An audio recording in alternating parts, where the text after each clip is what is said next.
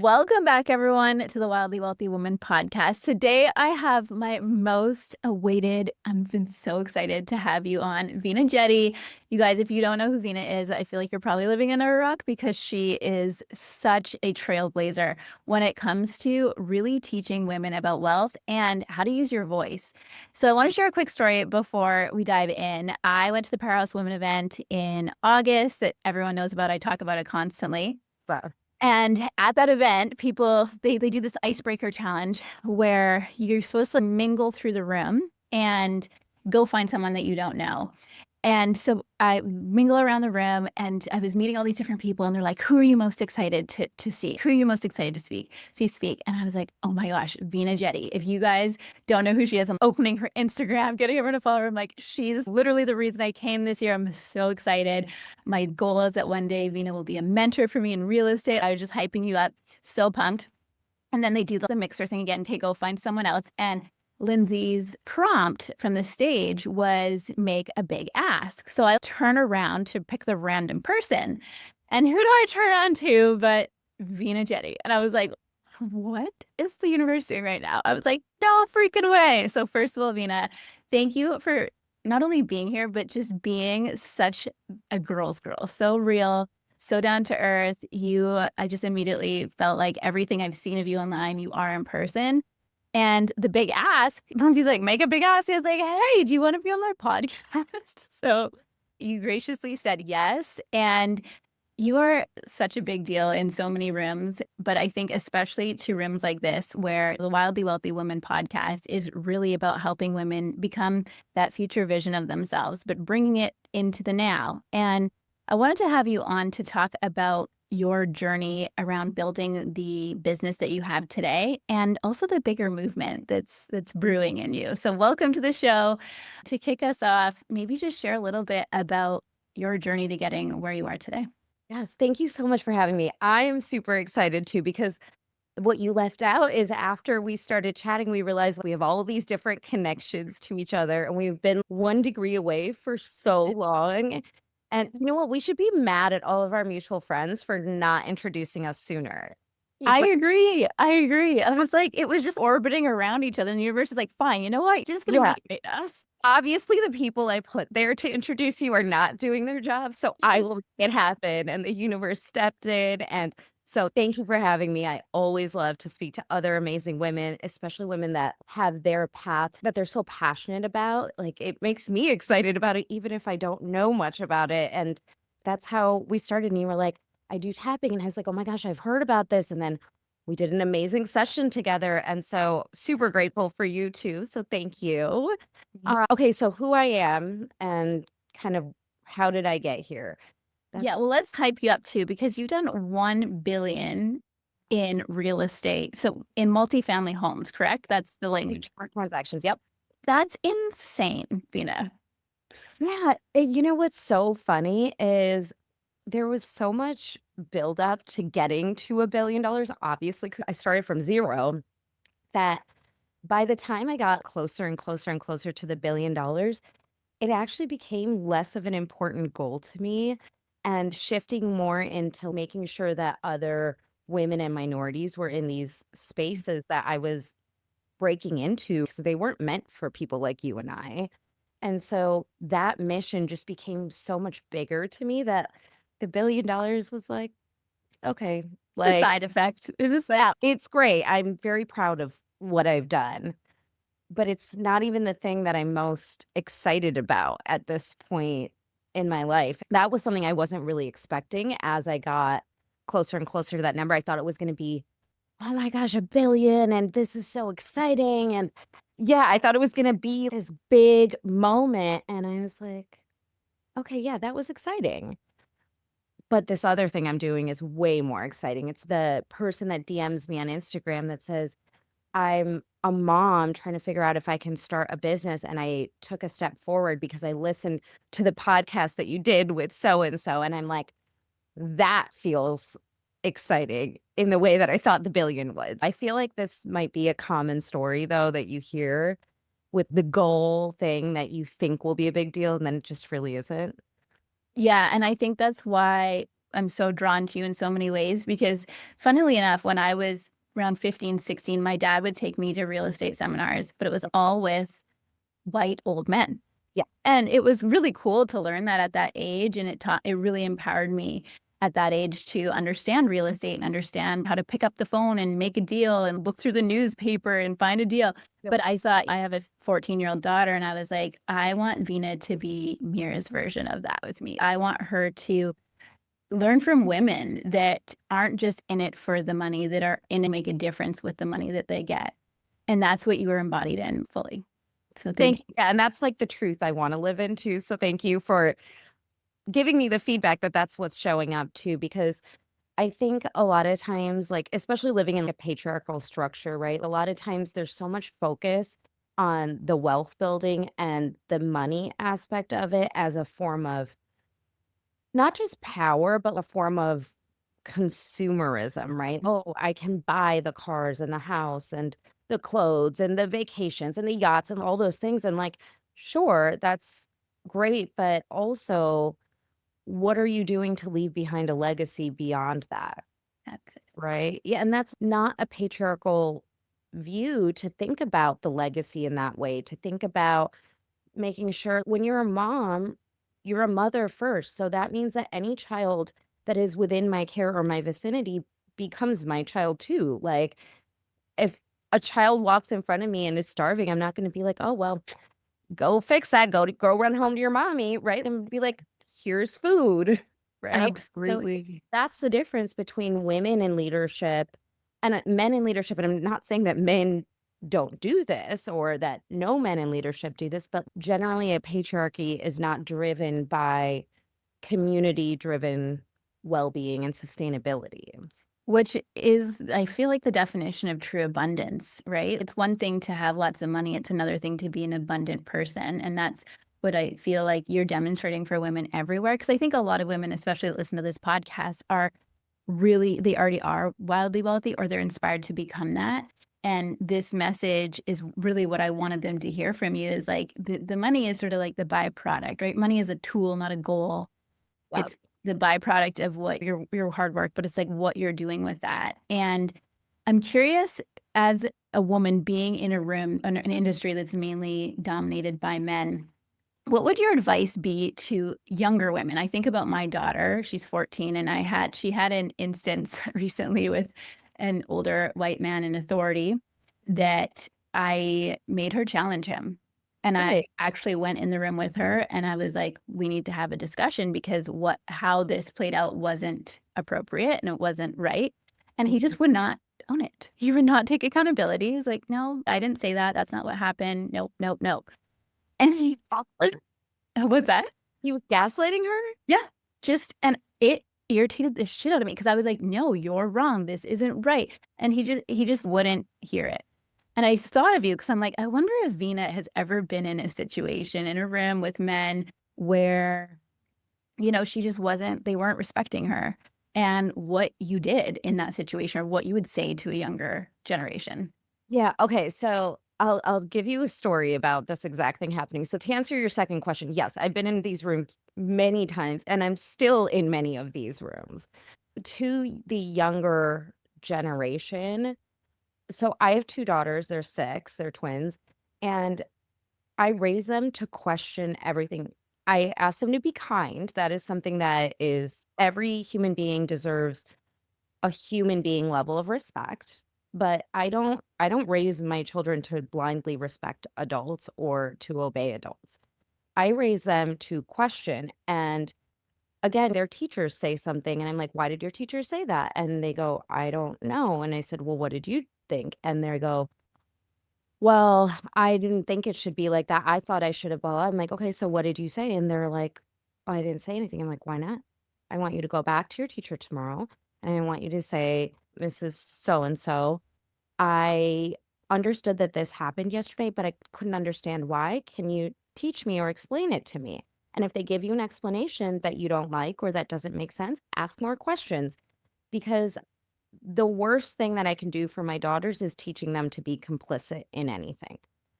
Because Mhm. once they're complicit, this whole world is built to tell our daughters that they're not as good as the boys. They're not as smart as the boys. They're not as fast as the boys. They aren't as powerful as the boys. The earlier we teach them to trust their own intuition and trust their own confidence and not let anyone tear that down, and the sooner we teach them how to essentially rebel against that authority, Mm. the better they can progress, right? Because it builds confidence for them too to question authority. Absolutely. And it should be, again, I'm not telling them to go to their teachers and be like, F you first. Of course not, right? I want it to be respectful discourse and dialogue. But one really great way to teach young kids to do this that I found is teaching them how to ask questions. So it's not so much, I shouldn't have to follow this rule. It should be, why is this rule there? What Yeah. purpose does it serve? What if we did it a different way? Would there be an issue if I did this instead of that? Because sometimes it's just the other person hasn't considered the other perspectives. But by putting it in a question format, it makes it inquisitive and it doesn't put the other person on the defensive. I like to do the same thing when I'm in those rooms. So I'll give you the example of being in that room. I have so many examples to choose from. So I went to an asset that I was buying. This must have been 8 or 9 years ago now, so it's been a while, and I was in my early 30s, late 20s. I guess if it was 8, 9 years ago, I was in my early 30s, and it was a $38 million asset that I was buying. I was one of the partners on the deal, walked in to do a tour. The broker, they sent the junior broker. We were already under contract, and he walks in, shakes my hand, and I go, "Hi, I'm Veena Jetti. I'm on the buy side of the deal. I'm one of the partners." And he's like, "Oh, I'm Joe Schmo." And he goes, "We'll get started in a minute. When's your husband gonna get here?" And I go, "My husband?" And I was like, "Well, I didn't tell him about this meeting, so it'd be weird if he showed up, but when's your wife coming?" What? He goes, "What? And why would my wife be here?" I was like, "Yeah, I thought it was weird that I didn't think this was a double date situation, but since you asked, I thought I should ask you too." And he was like, "No, my wife's," he was like baffled, right? But I don't think anybody has ever asked my husband when I was going to be there for his workday to start. So it's sometimes just being creative in our responses to them. Other time, I like to call my alter ego Petty Jetty. Oh, I love this. This is so Sometimes say these outrageous things when you flip the script because it shows them how ridiculous insane, it sounds. actually is. Because I've also had men who are just starting out try to talk over me and tell me, oh, I had one guy tell me I'd done maybe $600 million of deals by then. He was just starting. He hadn't even done anything. And he was like, you should book a coaching session with me because I could really teach you how to change your model so you could be more successful. And interestingly enough, I'm somebody that believes that you can learn from anybody. Everybody has something of value to offer. Even if you've never done a deal, I know I can learn something from you that I can implement into my own life or business to make it better. So I didn't take issue with that, but he was dismissing and discounting me in front of a large audience. It was a room of 200 people, and I was one of 3 women there.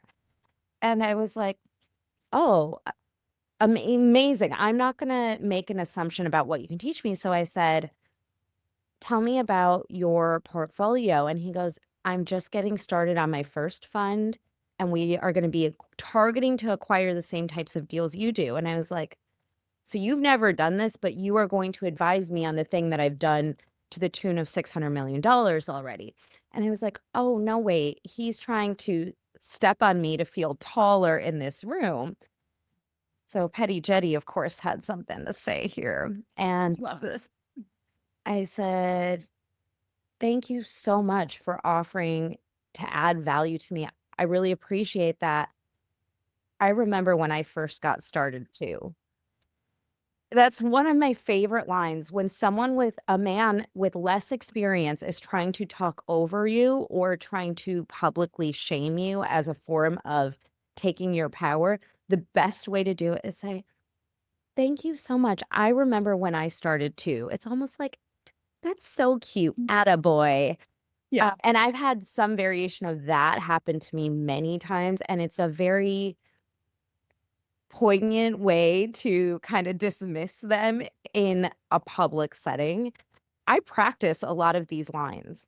Every time I get an opportunity to practice it, I do. I teach my girls things like this.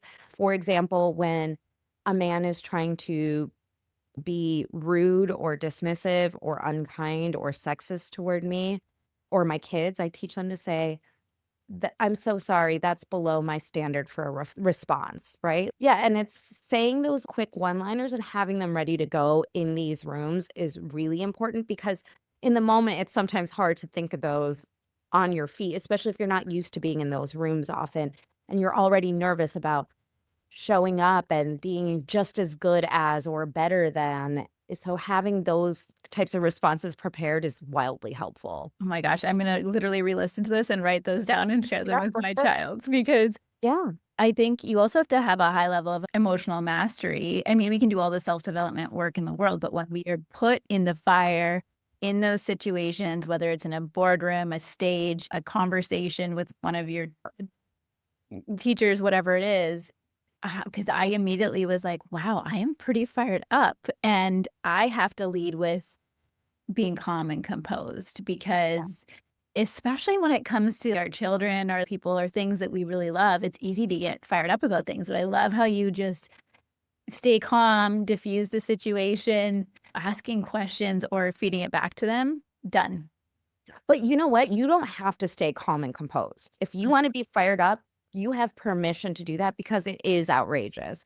It is actually crazy that people say these things and don't realize. Another great line is, wow, I'm surprised you felt comfortable saying that out loud.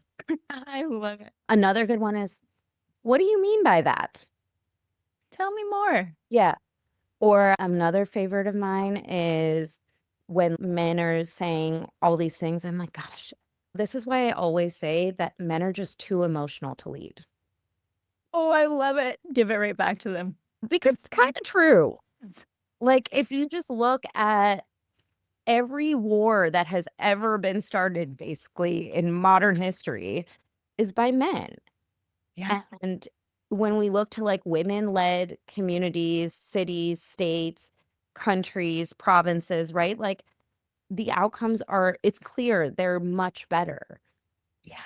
It's I So, like give us a shot. Come on, guys, make a woman president. Just see when I mean, like, how has, so I live in America where we've now had 47 men that have run this country. Like, how's that gone for us? time to change it up a little bit, maybe. Right? Like, Mhm. we need something different. Yeah, and you are a voice for women everywhere. You are showing us what it looks like to really lead in this way, and I wanna talk a little bit about the real estate conversation too, Yeah. because I know there's women listening that that is a desire of theirs. They're like, "I would love to get into investing in real estate." Yeah. And I'm curious if there's 2 or 3 common mistakes you see people make when they're getting into the game, what you see those being? Okay. Okay. I love this question because obviously it's easy to spot the mistakes in the rearview mirror. It's really hard to see them coming up in front of you. The very first thing I would say, and this is new advice that I've started giving to young women, especially, is in a world where social media is so accessible, the bad part of social media is that everybody has a platform. And Mhm. I see this happen often with young women or women that are just getting started in the real estate space is they go and find the biggest names, the most familiar names and start following them. And then 99% of the time it's men. And men lead differently. Men think about things differently. Men talk about money differently, right? Like if you look at most of the men that are in this space that put out content regularly, right? It's going to be more around the things that they can buy, the things they can afford. You'll hear where, and if you really listen to how they talk about women, even if they're happily married or present this picture, they don't talk about women as a powerful individual. They tend to talk about women in their proximity to serving them, right? Wow. And we see that often if we really look at it, and it's subtle. It's not something that's, oh, my wife is my servant, right? Or some people do say that, but it's usually not that on the head. It'll be more like, my wife doesn't have to work anymore because I went and did this real estate deal. And Oh, so cringy. right. And it's, look, I believe that if that's what a woman wants to do it and live your best life, right? These memes come up where it's a woman who's holding a baby with a husband that's kissing her on the cheek, and there's a baking pan in front of her. And it's, imagine what it took to convince women that this was oppressive. And it's, no, we're okay. First of all, we're not dumb. This is not oppressive. No one said that. This is beautiful if that's what she wants to do. It's oppressive if she doesn't have a choice to do anything outside of this, and this is the only option for her. Because women that have money are women that have power. And when you have power, you have the power of choice. You don't have to stay in situations that no longer serve you, which includes an abusive marriage, a marriage that's no longer fulfilling, a marriage that is not giving you what you need or that's making you unhappy. It gives you the power to leave a job that you don't like to be in. It gives you opportunities to leave situations that don't serve you. And that's why it's important for women to have money, not because we think that having a family is oppressive. That's a ridiculous assertion when so many of us are mothers and wives and business people. Yes. There's something you just said that I have discovered is tapping with a lot of women on the topic of money. Oftentimes they feel money is more powerful than them. Yeah. Money is this thing that is bigger than them. It's out of their control. They can't and I'm curious what your view on that is to shift that belief. Yeah. Look, money is a tool. It can come and it can go, and all it does is give you options. Mm. Oh, when I started to really understand that money is a tool, it's not the end goal. To help you. And when you're living in scarcity, it's hard not to see money as the end goal. And so I say this also from a position of a lot of privilege when I'm, no, money is not the end goal. There's a starting point, right, where money is the central necessity because it buys you the clothes, the food, the roof over your head, the things you need just to survive and function. But there are a lot of studies around this. After a certain dollar level, there's a diminishing return on each dollar that's made. So what I mean by that is at that time when I read the study, it was anything over $250,000. I'm sure it's changed now because of inflation, but say $250,000. It means making $251,000. Maybe that gives you an extra 100 units of happiness, right? And making $250,002 maybe gives you 99 units of happiness. So the more money you make, the less you're buying the happiness, because it's not the money that makes you happy. It's the fulfillment from your life's purpose and what you're doing and your relationships. There's a lot of neuroscience around the most important things that make someone happy and live longer is the quality of your relationships and the people around you. Absolutely. This is so true. Once you hit that certain moment, that number, it is just about purpose and fulfillment and doing what you're called to do. And that Yeah. brings you so much more than money. It brings you connections and experiences and Wow. meaning and fulfillment. So valuing that more than just money. Absolutely. So it's reminding yourself when you start thinking about money as being the goal. It takes a lot of awareness, right? So the more you catch yourself doing that and then have an intent, it's okay if that's the first thought, right? But have an intentional follow-up thought that's, okay, I need to make more money because I want to do this thing that is important, or because I need it for X, Y, or Z. And like I said in the beginning, it's going to be, I need to make more money because I need to be able to pay for childcare.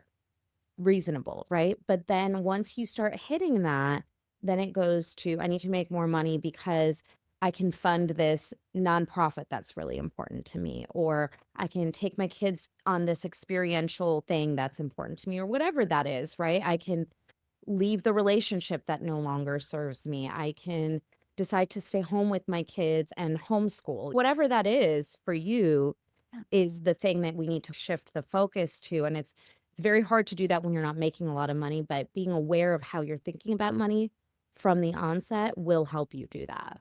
Now that you're saying this, I realize the kind of method that has worked for me is thinking about what I wanna experience or achieve, and then having the identity that I am resourceful. So maybe money is one of the ways that will Yep. get me to that goal. Maybe it's a connection that I know. Maybe it's being willing to ask for support. As a single mom, that's something I've had to it's a humbling feeling, but it's, "Look, I Totally. really wanna hit this goal by this date, and I've put my effort in, and I might need some help," whether that's from Yeah. someone in my community, family, whatever, and not feeling shame about that. Because I think a lot of women sometimes feel shame around, "Well, I don't have the resources or the things that other people do," but it's when women come together, and you've demonstrated this so well, we can pull some pretty cool, pretty big things off. So don't be afraid to set that goal. Money is one of the tools, but be resourceful and look for the other ways to make it happen.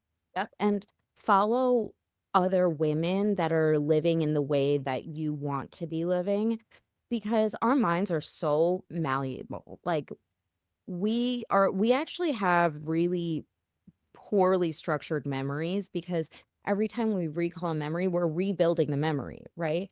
So our brains can't really tell the difference between what's real and what's made up, which is why manifesting works in that way, right? The same way when you manifest and you think about and you vividly think about, okay, I am going to get on that stage and I'm going to give this speech, and you imagine yourself delivering a great speech and the audience cheering and clapping and resonating and connecting, right? Your brain doesn't know that wasn't a real experience. So it's going to start acting as a person who shows up that way. And then guess what? You're going to show up that way because your brain already thinks you can do that. So it's doing those exercises is really important. And this is why I say staying away from that male toxic leadership that tells you that the goal is the dollar at all costs, because for me, I'm not interested or willing to step on somebody to make myself feel taller. I want to be in the rising tide lifts all both side of the world. Hey, love, we're just going to pause the episode quickly to make sure that you are subscribed to the podcast so you can get the next episode up to date 3 times a week, where you will hear more conversations just like this. And if you are loving this topic of talking about money, money mindset, changing the way we experience money as women, I invite you to join us in the 21 days of tapping and affirmations. It's a $21 program where I give you a different affirmation every morning for 21 days. And I teach you how to really programming your subconscious mind for success. I run it a few times a year. It's on right now. It's $21 for 21 days. There are great affirmations like how to manifest 5K in 5 days, becoming the lender, not the borrower, really shifting your mindset and helping you not just become a wildly wealthy woman, but be her now. Let's get back to the episode, but please join us in the 21 days of tapping if this topic and these conversations are resonating with you. Yeah. So, and I see a lot of young women that follow male leadership, and then they'll come to me and they'll have these conversations with me. I'm like, where did you get this from?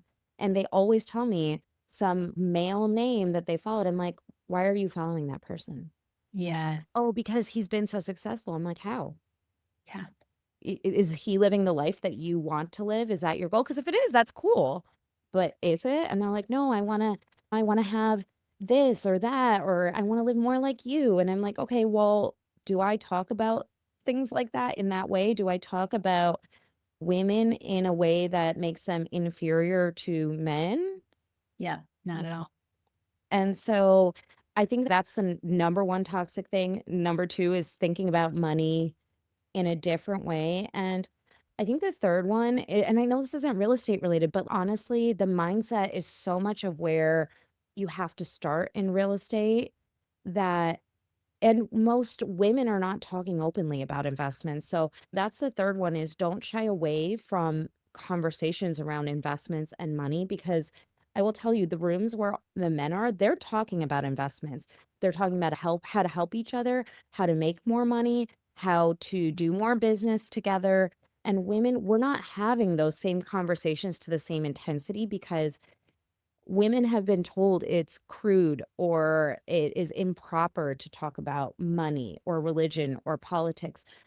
But that's just a tool to silence women, because the less women talk about money, the less they have opportunity to access it. The less they have opportunity to access it, the more they become dependent and reliant either on a system that is run by men that is not built for women, or on their male counterparts or spouses. The number one health related, right, to live a long and healthy life, the worst thing that a woman can do for her own health is to marry a man.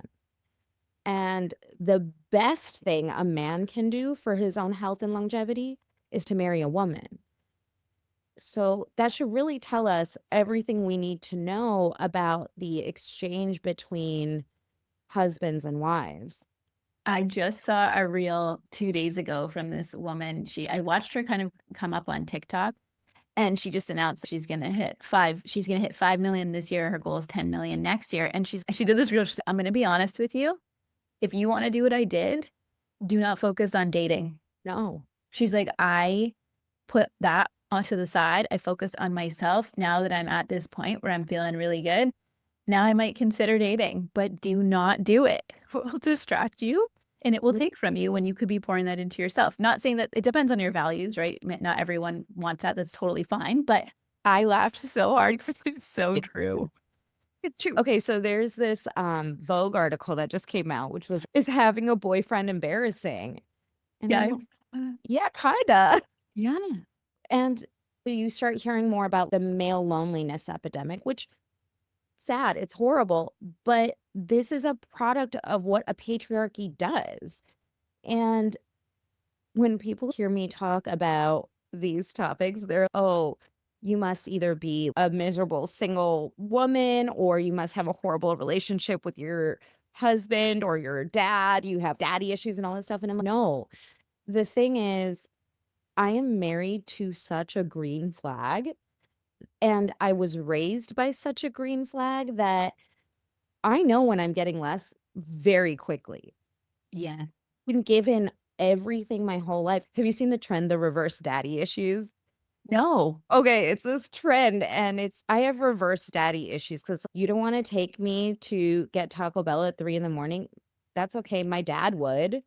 You don't want to let me cry over something stupid. That's okay. My dad would. You don't want to build me a new office from scratch. That's okay. My dad would. That's the house I grew up in, right? You don't want to give me money. That's okay. My dad will. You don't want to take me out to eat. That's okay. My daddy will. Yeah. Talking about how your dad is just all the things. And that's how I was raised. So it was even when I was dating, right? I knew very quickly when someone was giving me less because my dad had set the standards so high for how women should be treated. And Wow. he did it by how he treated my mom. Yeah. And he set that example of what a good man looks like, so that when I was dating, I ended up finding my husband who does the same thing for our girls. Basically, my goal is to raise my girls with so much strength and confidence that anybody's old dusty old son is not going to be impressive to them, right?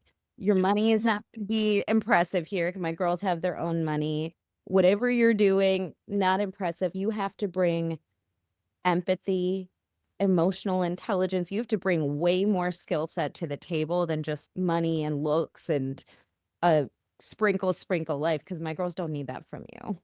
Oh my gosh, freaking men to this conversation, because I feel the tides turning. I know we're seeing it. Look at that Vogue article. Yeah. The tides are turning right now, and women are waking up and being, wait a minute, is this situation the best for me?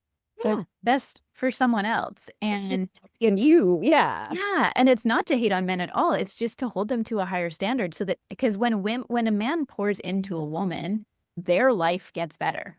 You watch when a man gives a woman what she's needing, what she's asking for, his life is going to blossom and prosper.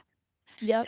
It's this old code that people haven't, that they're reawakening to, because women are done. We don't need it anymore. We don't need you to survive. We don't need you to be happy. We don't need you to have an orgasm. We're good. Yeah, we're doing pretty okay. And it is dangerous for men because, sorry, men, you having a college degree and a 9 to 5 is not it anymore. Yeah. because we have our own college degrees, we have our own 9 to 5. So you have to bring something to the table that makes it worth my while. It adds to. Yeah, Doesn't not take away. I'm happily married. We just celebrated our 13th anniversary. I'm very happy with my husband, and he's a total green flag. And yes, he brings financial security and he lot to the table. He has his college degrees, whatever, but more importantly, he brings emotional safety. He brings physical safety. I am allowed to speak freely around my husband. In our household, we challenge ideas, we debate. And actually, that's something we do in our house that I think moms can do, especially with daughters, is I expect debate in my house, and my parents did that with us. So we were never silenced for our opinions. My dad was never, children should be seen and not heard type thing. Our house, even to this day, has spirited debate constantly. And it's different than how my husband was raised because he came in from a house that had 2 boys in it, and he's the older of 2 brothers, and they don't argue. They're very submissive and docile, which poor things, they've adjusted to our family, bless their heart. It's the first time my mother-in-law has experienced being in a more female-dominated household because she was raising 2 boys and had a husband, and she grew up with 2 brothers. So this is the first time she's been around this energy, and I can see her also feeling more in her power and being able to speak up more about things she might not have. And so I encourage you, if you have daughters especially, but at kids in general, it builds resilience to give them the ability to question your authority as much as it drives you mad. Oh my gosh. Much It's important though. Stop arguing with me. Please trust me on this. Yesterday, my daughter, she said, she got upset with me because I said, yeah, including you. And she goes, why can't I be a part of it? And I go, that's what including means. And she goes, no, it's not. And I, yes, it is. So then she had to ask my mother-in-law, and my mother-in-law was like, yeah, it means you're part of the group. She was like, no, it doesn't. You're lying. And then she goes to my mom and asks her the same thing. And my mom goes, no, it means you're part of the group. She's like, no, you're lying. And she asked me, and she said, no, you're lying. And then asked my nanny. So now she's gone through 4 adults. We've all said the same thing. So then she calls my dad, and my dad's like, yeah, including means you're part of the group. She's like, no, it doesn't. So then she calls my sister, and my sister's like, yeah, it means you're part of the group. And she goes, okay. Wow. So she asked 6 adults before she felt satisfied that we were telling her the truth. But until then, she was having spirited debate with us. And obviously, we know what including means, and she didn't. Yeah, she's learning. She's still learning. And even those moments are moments where I'm teaching her not just about the vocabulary, but I'm teaching her to question what she's being told, even by people she trusts. Wow. Because also the reality is almost all sexual assault on children are by someone that the family introduces. It's Yeah. a trusted, unrelated male adult. Yeah. So if my kids are comfortable questioning me and their grandparents and my sister and everybody close to them, then they're comfortable questioning people that aren't close to them too. And I want that for them. Wow. This is so important, and it's subtle. And I think especially for girls, it's really important, and boys, everyone, it's important. We have agency over our voice and allowed to have differing opinions. And I think about you saying this, I was like, well, I was raised in a home that was very loving and inclusive, but it was religious. And I think the religious background, I remember questioning it because I didn't understand things. Yeah. And it was just like, don't question it. This is just the way it is. How it is. Yeah. And so I grew up, I rebelled against it because I was like, this is bullshit. I don't understand this. And you don't take the time, or I'm not allowed to explore other things. You know, I got older, I studied this religion, I learned about that spirituality. And now, as a 33-year-old, I can have conversations with my mother about challenging her beliefs, and it can be exciting. But I did not feel safe enough to do that even through my 20s, because it was, what's going to happen if I step out of line here, right? Hard because religion is so core to some people that when you even question that world of reality or challenge that world of reality, it's too much for them to Scares them. handle. Yeah, and it's really interesting because I live in Texas, so I live in the Bible Belt here, and I see that theme come up often. And I was raised in a house where my parents sent us to Sunday school, and they would send us to mosque with our friends, and we would go to the temple, and we would go to the synagogue. They wanted to expose us to different religions so we knew about it and make our own decisions. And I do that with my kids too. We talk about different religions, and I have books about different religions for them. And I have one daughter that's very devoutly religious, which Really? yeah, it's really Hmm. interesting because we never pushed any kind of religion. We've never been very humble on these days, and we pray on these. We expose them to it, and it's very intertwined with our culture. But yeah, my daughter Vivana is deeply, deeply. She wakes up every morning and prays. And Wow. it wasn't something we ever forced on her. It was something she just felt called to do. And if we don't take her to the temple every so often, she starts complaining to us and being, when are we going to go to the temple? And I'm like, okay, yeah, we'll take you. And we take her whenever she asks us. And I love that for her. But I also worry because so much religion has a lot of misogyny in it. Yeah. And for Hindus, there's a lot of things that I just do not agree with. Uh, Mhm. a lot of Hinduism is rooted in our stories, similar to Greek mythology, where you have different stories around different gods. And whenever they're reading their religious stories and stuff, I'm always trying to counteract it with, okay, but listen, just because she's a woman or a girl, it doesn't mean that she's less than or less powerful. It's trying to overcome those stereotypes within religious texts, which is challenging. Wow. That's why I really think you were put on this earth at this time with such a great mission. And because there's so many different areas that you can relate to, that you're touching on, that you're creating a conversation. That's one of the things I respect about you. You're such a conversation starter for these things. And really, you find someone or something that you think you should know this person, you're bringing people together. And that's why I think you've had also such great success, is because you've been so generous in your spirit. And I just know I look up to you. So many women in my community are so inspired by you. And the ones that are going to discover each day, I know they're going to be obsessed. One of the things that I've heard you say before is to say the name of other women in rooms that matter. Pardon me. And when you were talking about some of the mistakes that we might be making, and that is kind of unconsciously following men in an industry, say for real estate, for example, it could be any industry. Yeah. I realized recently how this happened to me because one of my best friends, she's building $100 million money app for women. It's called Dream Money. It's amazing. What's You it have called? to know her name. Dream Money. Dream Money. Okay, I And love it. What's her name's Megan Hale. Megan Hale? Okay. And Megan Hale, she was actually at Powerhouse, and she was the one that asked you a question, I think, on the panel. She was one of the women in the audience. Yep. Okay, I remember her. Yeah. She was on the back right side of the room. Yes. Okay, Yes. yeah, I remember her. Yeah. So anyway, her and I were talking the other day because she has this amazing app that is honestly changed the lives of so many women already. And it's really geared towards women that are starting out in business and helping them understand allocations, cash flow, profit, to build your business to be able to sell it one day. And teaching women how to think like that right out the gates. Yep.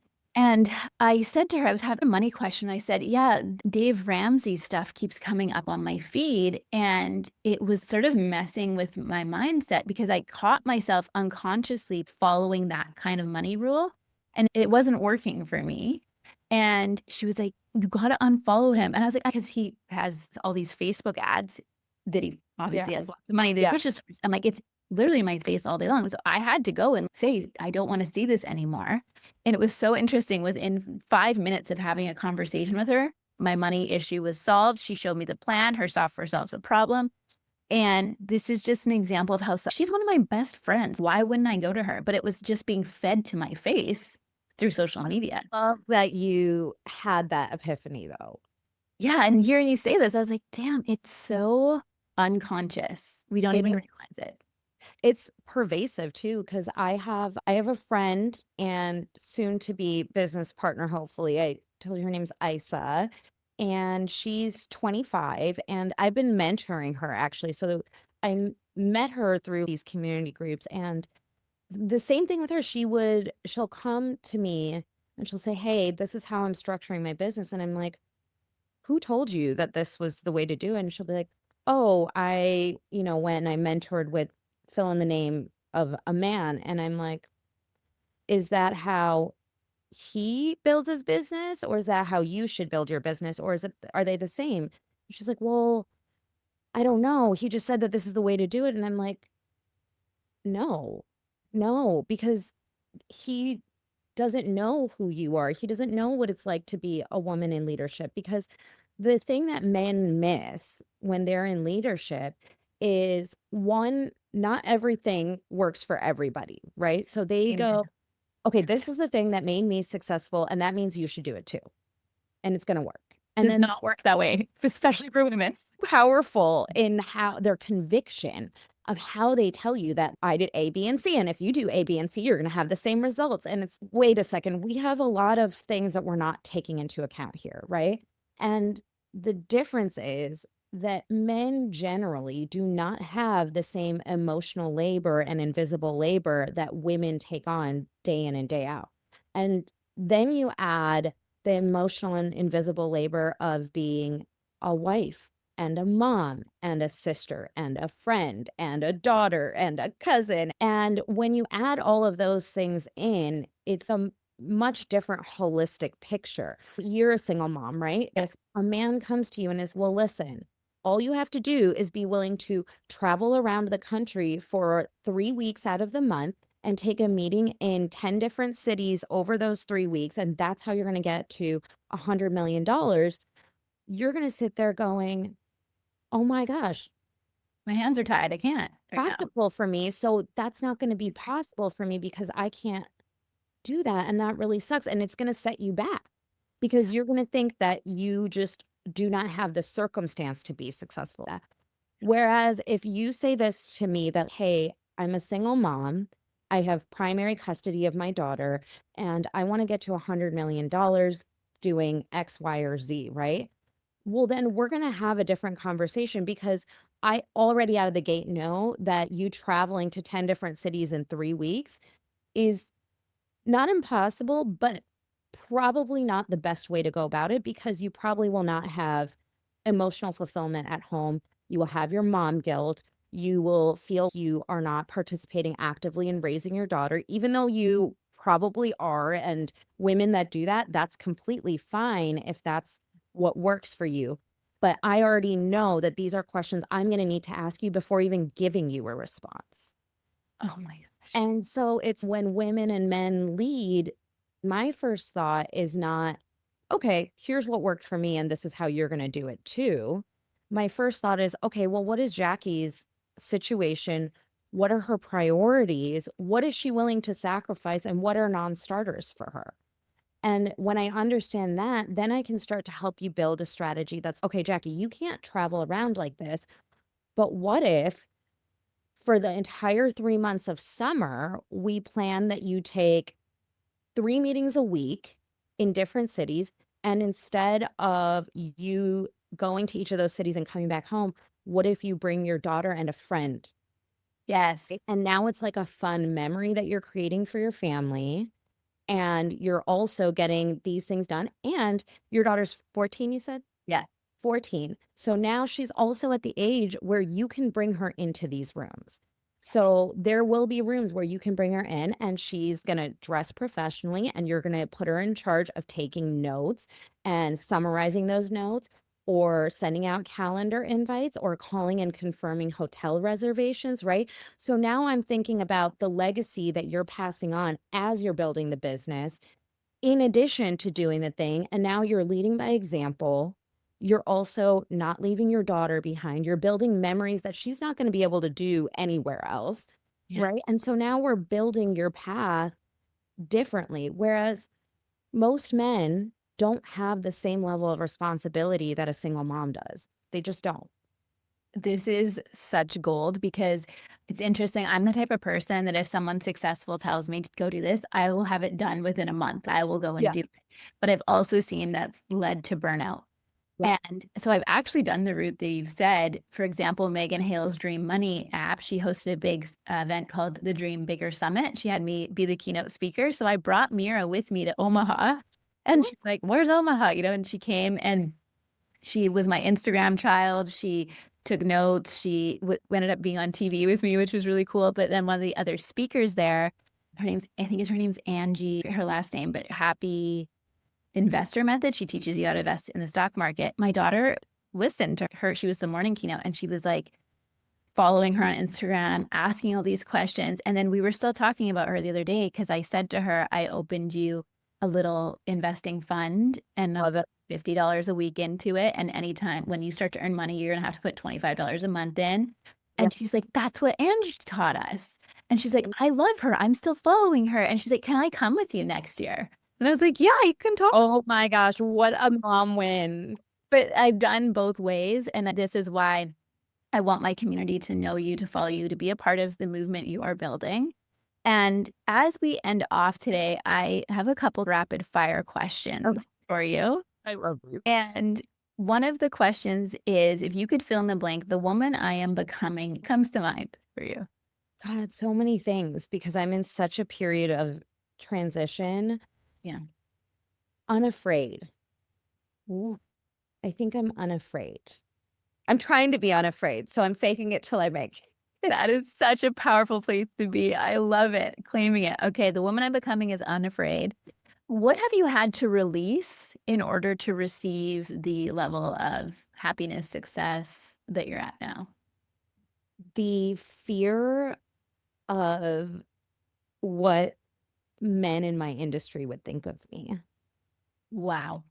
Yeah, I was scared that if I talked about women with money and I questioned patriarchal structures and I challenged the way that men think and operate business, I thought none of them would want to work with me or do business with me. And I was scared it would basically kill my business. And, I told you about my mindset coach, Rosie Noel, who I'm going to introduce you to. She's incredible. She was like, okay, so, and I was like, what do you mean so? And she's like, okay, if they don't want to do business with you, you've done $1 billion of transactions. So, and I was like, huh, never thought about it that way, Rosie. Then, okay, then they're not for me. Why am I chasing somebody that doesn't want to have anything to do with me when there's so many people that do want to have something to do with me? Wow. And so, yeah, it's letting go of that fear and not really caring what they think. And what I found is the people and the men that do align with me and do feel that women have very important and powerful roles within our society and our business world and our infrastructure, they're the ones that find me and want to do things with me. So I'm good with that.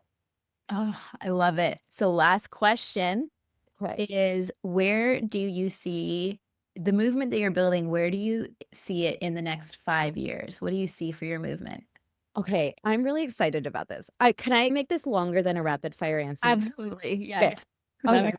My soul is lit up talking about this. Okay. By the year 2030 in the US, 2/3 of households will be controlled by women. And that is because we're in the middle of the great wealth transfer where baby boomers are now passing their wealth on. And 124 trillion US dollars, which I just looked this up, is 175 trillion Canadian dollars, Wow. are going to change hands. Okay. And of the $124 trillion, 100 trillion is going to go to women. Wow. 40 trillion to baby boomer women, which this is going to be the first time in the history of humankind that women are going to control this much money. Boomer women are going to control this much money. Another statistic that is really fascinating is 80% of men die married and 80% of women die single. And okay, it's not because we're murdering our husbands, though I'm sure that's happening somewhere, right? It's because men die sooner than women. Their life expectancy is lower generally. And so women are inheriting wealth from their parents first and from their husbands second. So they're inheriting wealth twice. And this is really important because the way women think about money and the way women invest money and spend money is very different than how men do. Women tend to support sustainability and community and children and education and the arts, whereas men don't necessarily use their dollars in the same way. Their charitable giving is done differently. It's not so forward looking. And one of the things I talk about a lot on stage, I have this conversation, but I also talk about how patriarchies are designed as a triangle hierarchy, right? There's one man at the top, and then everybody falls somewhere underneath that in the triangle structure. Matriarchies are not the inverse of a patriarchy where there's one woman at the top and then all these women and everybody else under in a triangle structure. Matriarchies are built in circles where the women who lead hold hands outside the circle and we protect everybody inside the circle. So we protect the men that are my husband and my dad. We protect those green flag men who also protect us and they hold hands with us outside the circle. And we protect each other and we protect children and we protect the future and we protect sustainability and we protect the elderly. That's how matriarchies are built. So anybody who stands inside the circle is cared for and looked after. And it doesn't matter how much power you have. Everybody puts their energy into the center of the circle, and that serves everybody. Because when we redefine organizations in a circle structure, it gives everybody a common goal to work toward versus feeding one person more than anybody else. Wow. This is head to toe goosebumps for me. Veena, we are behind you. My community is behind you. We are all in. If you are going to be hosting events or anything, let us know because we are there. So interesting. One of the last guests I interviewed, her name is Melissa. She's a dear friend of mine and she helps women host events, put on big events. Yeah. And I said, what are you seeing in the future of events? And she said, I see events where we're sitting in a circle rather than one person at the top. And I'm like, that's literally just what you said. So People play because and the best thing about a circle is there's not one point where it ends. If we need to include more people, we build a bigger circle. amen. It's Open the circle up. Yeah. Yes. So, okay, I loved this podcast. This is maybe one of my favorite conversations I've ever had. Oh my gosh. Well, I am just so honored to be able to have this moment in time with you to have this as a time marker. You know, when they show things in the future, I'm like, Veena said this 5 years ago and Pull up the tapes. that's right. So thank you for pouring into our community today. And where can everyone connect with you? Where would you like them to follow and share your work? I am very active on Instagram, Veena Jetti, VeenaJetti.